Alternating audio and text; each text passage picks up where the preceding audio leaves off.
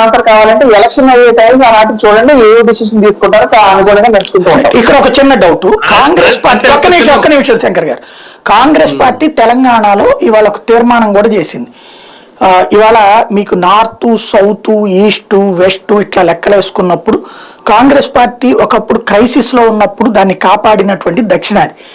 ఇప్పుడు కూడా కర్ణాటక అట్లాగే తెలంగాణ కేరళ ఈ మూడిట్లో కాంగ్రెస్ పార్టీ పటిష్టంగా ఉంది. దీన్ని స్ట్రాంగ్ చేసుకోవడం కోసం అని చెప్పేసి సోనియా గాంధీని తెలంగాణ నుంచి పోటీ చేయమంటున్నారు.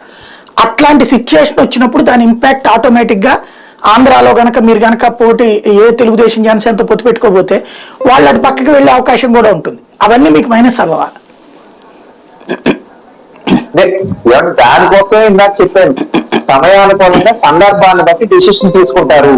దానికి ఈ రోజే కొందరు వాళ్ళు సాయి గారు ఈవేళ మా బలం ఆలస్యం అమృతం అన్నీ ఎవరు కాదు. మీరు ఇందాక అన్నారు రామ్ గోపాల్ వ్యూహం అన్నాడు, ఆ సినిమా రిలీజ్ అయిందో లేదో తెలియదు. అలాగే మా స్ట్రాటజీలు మాకు ఉంటాయి. ఒక్కొక్కసారి ఫెయిల్ అవ్వచ్చు, ఒక్కొక్కసారి పాస్ అవ్వచ్చు. రైట్. కానీ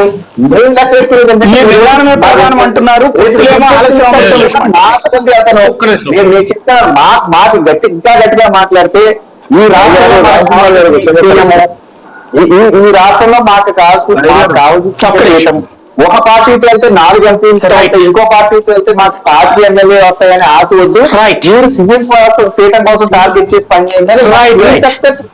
ఒక్క నిమిషం, అక్కడేదో వెంకటరెడ్డి గారు ఏదో అడుగుతున్నారు. ఒక్క నిమిషం అడుగుతున్నాను.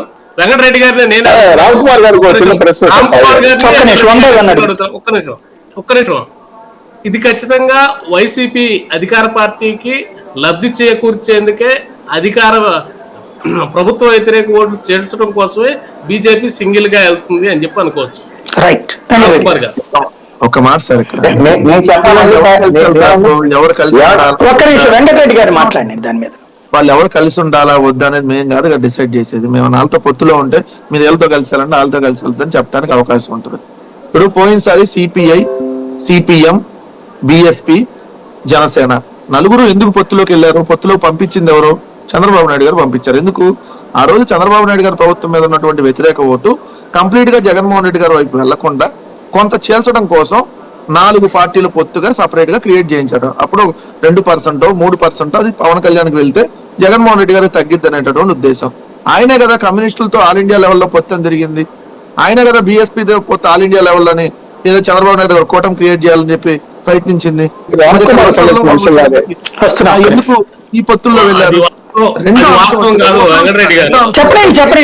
కాంగ్రెస్ పార్టీ మాకు ఎంత దూరం శంకర్ గారు, కాంగ్రెస్ పార్టీ మాకు ఎంత దూరమో తెలుగుదేశం అంతే దూరం, జనసేన అంతే దూరం, బీజేపీ కూడా అంతే దూరం. బట్ కేంద్ర ప్రభుత్వంగా రాష్ట్ర ప్రభుత్వంగా ఖచ్చితంగా శక్తి ఉంటుంది. పొద్దున కాంగ్రెస్ గవర్నమెంట్ అధికారంలోకి వచ్చింది అనుకోండి, ఇప్పుడు ఏ విధమైన రిలేషన్ ఉంటుందో అదే విధంగా కొనసాగుతారు. రాష్ట్ర ప్రభుత్వం రాజకీయ పార్టీగా కాదు, ఎప్పుడు రాజకీయ పార్టీ కూడా బీజేపీతో మేము ఎంత దూరం మెయింటైన్ చేస్తున్నాం, రాజకీయ పార్టీకి అంతే దూరం మెయింటైన్ చేస్తాం.